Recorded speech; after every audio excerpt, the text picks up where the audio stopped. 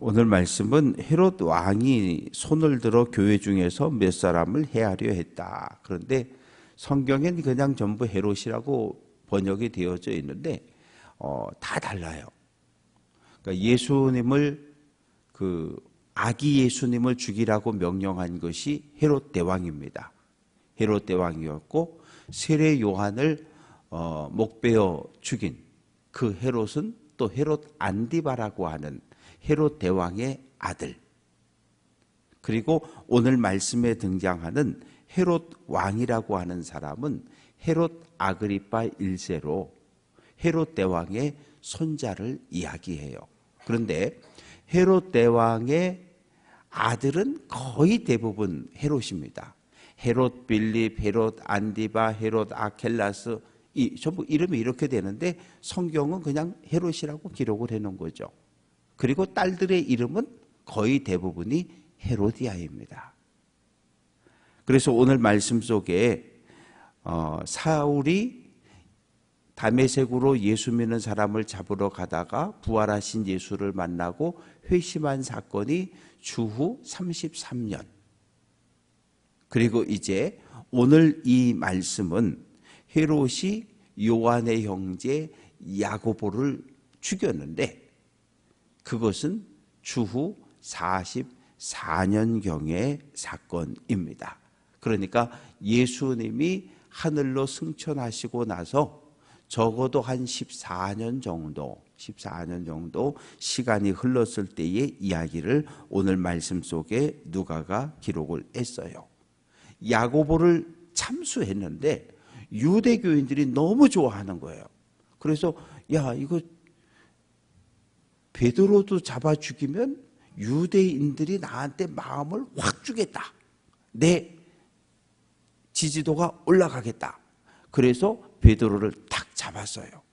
잡아가지고 감옥에 가둬놨는데 때가 무교절, 즉 6월절이라는 이야기죠. 3월에서 4월 사이인데 이 절기 중에는 사람을 죽일 수가 없잖아요. 애굽에서 탈출한 것을 기념하는 이 무교절에. 그래서 일단 감옥에 가둬놓고 8일간의 6월절 하루 더하기 무교절 7일에서 8일간의 명절이 끝난 다음에 죽이려고 감옥에 가둬놓았는데 감옥에 가두는데 그냥 가두는 것이 아니라 4절 말씀 보면 군인 내식인 내패에 맡겨 지켰다. 베드로 한 사람을 감옥에 가두었는데 4명이 한 조가 됐는데 그게 4개 조라는 거예요. 왜 4개 조가 필요할까? 오늘 말씀을 보면 이 잠을 잘 때도 그 베드로 양쪽에 좌우에 군사들이 한 사람씩 같이 묶여서 잠을 자는 거죠. 감옥 안에 같이 갇혀 있는 거예요. 쇠사슬로 손과 발을 같이 연결해 놓고 있는 거죠. 그리고 옥문 밖에 2사람이 또 지키고 있으니까 이렇게 되면 4명이 한 조가 돼가지고 계속 24시간을 돌아가면서 보초를 쓰고 있는 거예요. 그리고 나면 이제 또 이 감옥문을 들어갈 때 처음 통과해야 되는 문이 있으니까 적어도 그 감옥 문 바로 앞 그리고 감옥 들어가는 입구 여기에 다 보초들이 지켜서고 있으니까 도망을 친다고 하는 것은 상상할 수도 없는 일이죠. 상상할 수도 없는. 그래서 5절 말씀 보면 베드로는 옥에 갇혔고 무교절이 지나면 끌려 나와서 참수형을 당한 위기에 처해져 있고 교회가 할 수 있는 일은 아무것도 없어요. 그러니까 교회에 모여서 기도하기를 시작합니다. 베드로의 구원을 위해 간절히 하나님 앞에 기도했는데 무교절 끝날 마지막 날 이제 내일이면 끌어내서 죽이려고 했는데 그날 밤에 천사가 나타난 거죠. 7절 주의 사자가 나타나 옥중에 광채가 빛나며 베드로의 옆구리를 툭툭 쳐서 깨웠어요. 일어나라. 그래서 일어났는데 손을 묶고 있던 쇠사슬이 풀어졌습니다.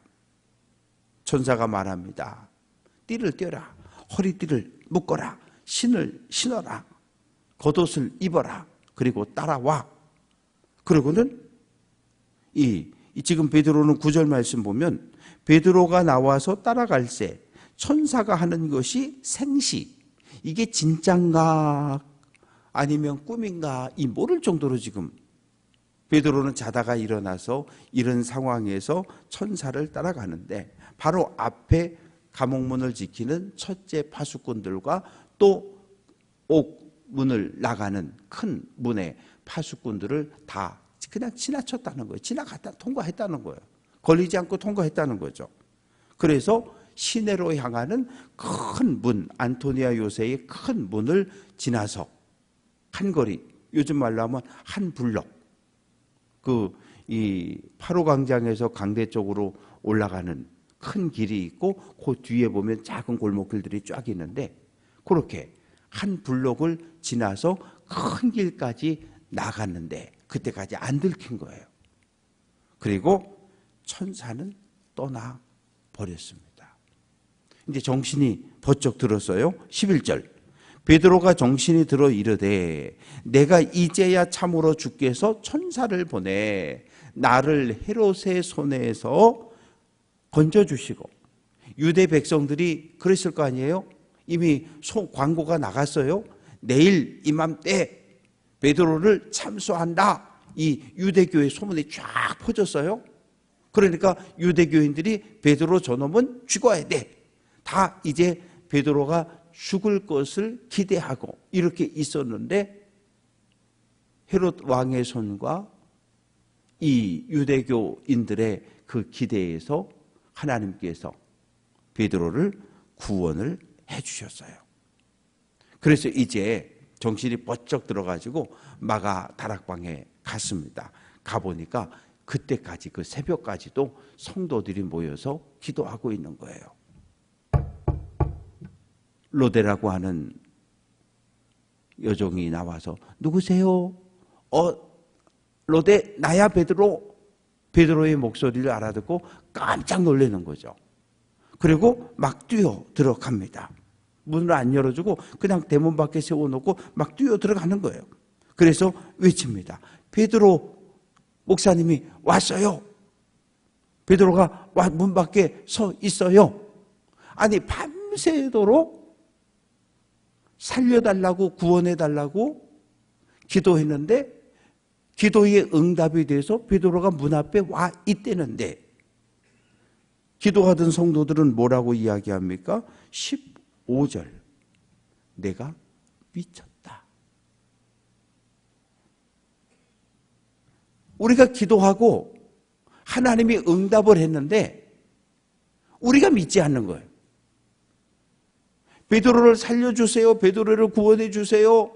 하나님 우리 기도 들어주세요. 그래서 하나님이 들어주셨잖아요. 그런데 막상 기도의 응답을 받고 나서 우리가 안 믿는 거예요. 에이 설마 내가 기도는 하지만 어떻게 살아나. 베드로 사도 내일 죽어. 내일 무조건 죽어. 그런 생각을 가지고 있다가 대문 앞에 서 있다 그랬더니 그 로데를 향해서 내가 미쳤다. 진짜예요. 그러니까 뭐라고 이야기합니까? 베드로의 천사가 왔다. 유대인들은 하나님이 한 사람 한 사람에게 천사를 하나씩 이렇게 붙여놨다고 그렇게 생각을 가지고 있었어요. 그러니까 베드로는 옥에 갇혀 있고 베드로의 천사가 지금 문 밖에 와 있는 거야. 이렇게 지금 이해를 하고 있습니다. 베드로가 계속 문을 두드립니다. 그러니까 사람들이 나와서 문을 열어보는 거죠. 열어보고 베드로가 서 있으니까 깜짝 놀라는 거예요. 베드로가 조용히 들어라고. 그리고 들어가서 쭉 설명을 해요. 그리고 그 자리에 예수님의 동생 야고보는 없었어요. 이제 이맘때쯤 되면 베드로 뒤를 이어서 예수님의 동생 야고보가 예루살렘 교회의 지도자로 자리를 굳혀가고 있을 때입니다. 베드로 목사님은 눈에 안 보이는데 베드로 목사님하고 다른 사도들한테 내가 풀려났다고 하나님이 나를 구원해 줬다고 알려주세요. 그리고 베드로는 예루살렘을 떠나는 거예요. 왜? 여기 있으면 또 잡히잖아요. 또 잡히니까. 떠났어요. 18절 나리샘의 군인들은 베드로가 어떻게 되었는지 알지 못하여 적지 않게 소동하니. 베드로 양 옆에서 함께 잠을 자던 군사 둘이 눈을 딱 떴는데 베드로가 없어진 거예요. 베드로가 없어졌다. 문 밖을 지키고 있던 2명의 보초들도 아니 우리가 밤새 지키고 있는데 문을 연 적이 없는데 안에 있어야지 무슨 소리야? 아니 어디 간 거지? 어떻게 된 거야?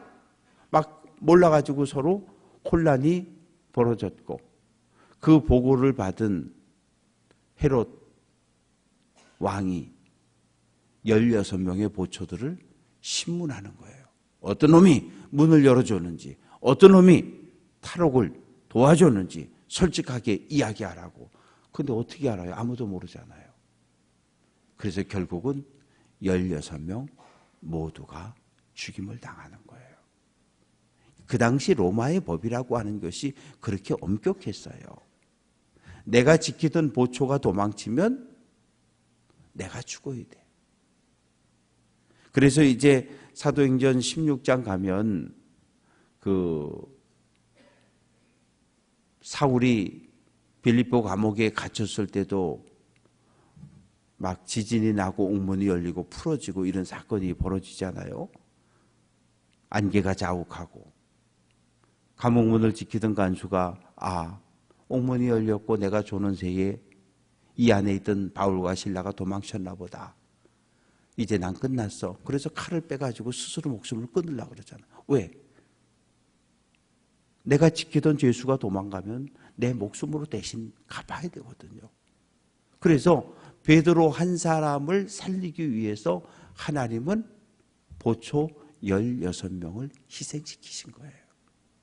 이런 이야기가 오늘 말씀 속에 기록이 되어져 있고 이제 헤롯이 유대를 떠나서 가이사라로 내려가서 거기서 지내고 있는데 20절부터 24절까지 23절까지 말씀 속에는 두로와 시돈 사람하고 당시 유대와의 관계를 이야기하고 있는데 두로와 시돈은 항구 도시예요.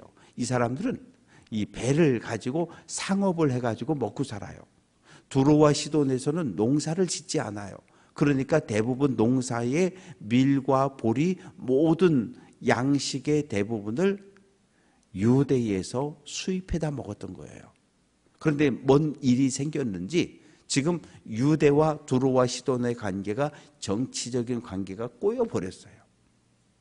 그러니까 헤롯이 두로와 시돈에 보리도 보내지 말고 밀도 보내지 말고 다 끊어.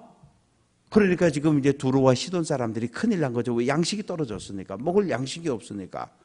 그래서 블라스라고 하는 헤롯 왕의 신하에게 부탁을 해서 제발 헤롯 왕과 화친할 수 있도록 정치적으로 이 문제를 풀어갈 수 있도록 좀 도와주십시오. 그래가지고 이제 모임이 주선이 됐는데 21절 말씀 보면 헤롯이 나를 택하여 왕복을 입고 단상에 앉아 백성에게 연설했다. 그런데 이 요세푸스, 유대 역사가 요세푸스의 기록에 의하면 이날은 로마 황제 글라우디오가 전쟁에서 승리하고 돌아온 날이라 그래요.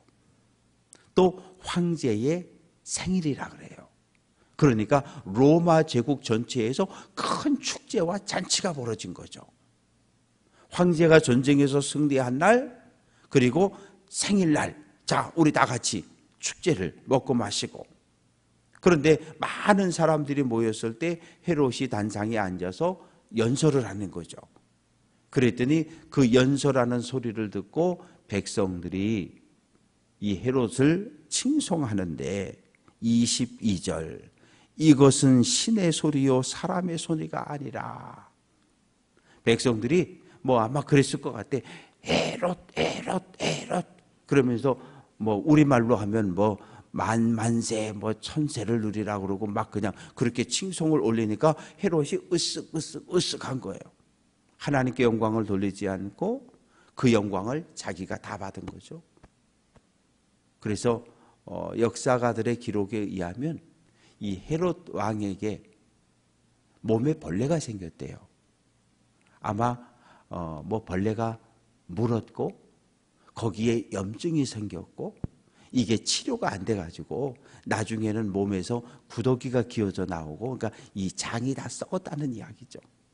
그렇게 해서 고통 속에 죽었다는 기록이 남아 있습니다. 그래서 23절 끝부분에 주의 사자가 고치니 벌레에게 먹혀 죽었다. 물렸고 염증이 생기고 썩고 구더기가 기어 나오고 결국 그렇게 비참한 죽음을 맞이하게 되고, 하나님의 말씀은 점점점 흥왕해서 퍼져나갔고, 이제 25절 보면 바나바와 바울이 안디옥에서 글라우디오 황제 때 예루살렘과 유대 지역에 3년 동안 계속 기근이 들어서 예루살렘 교회 성도들이 고난에 처했다는 이야기를 듣고, 여러분 우리에게 복음을 전해준 바나바와 사울을 우리에게 보내준 예루살렘 교회가 양식이 없어 고통당하는데 우리 사랑의 헌금 한번 합시다.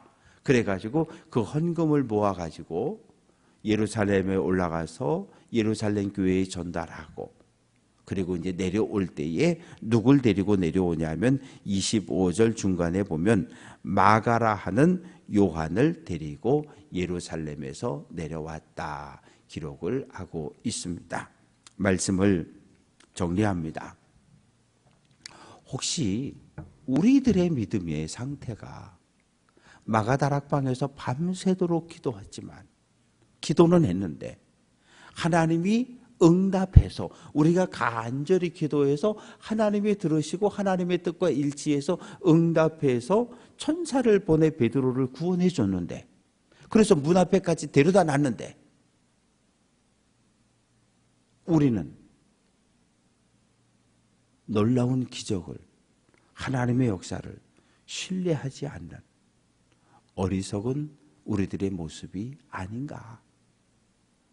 기도하면서도 에이 이거 응답 안 될 거야, 이런 불신앙을 가지고 기도한다면, 또 기도했는데 응답이 왔는데 내 생각대로 응답된 것이 아니라고, 왜? 응답을 기대할 때는 요러한 방법으로 응답해 주세요라고 하는 기대감을 가지고 있었는데 다르게 응답되었다고, 그것을 응답이 아니라고 그러고 있지는 않은지. 왜요? 만약에 하나님 요거 주세요 그러면 요거 주는 것이 이게 나쁜 거라고 하나님이 판단하면 요거 안 주고 다른 걸 주신단 말이에요. 다른 걸 주시는 것도 하나님의 응답인 거예요.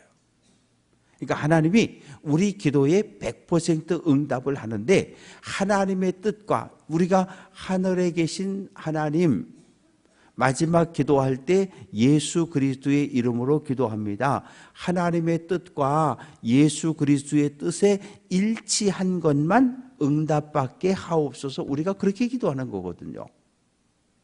내 뜻과 하나님의 뜻이 충돌할 때는 내 뜻대로 이루어지는 것이 아니라 내 뜻은 버리고 하나님의 뜻대로 응답하시는 거거든요.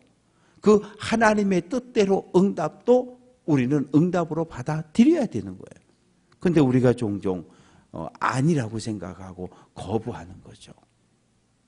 그래서 기도할 때마다 확신을 가지고 하나님을 신뢰함으로 기도할 수 있는 귀한 성도들 될 수 있기를 주님의 이름으로 축원합니다.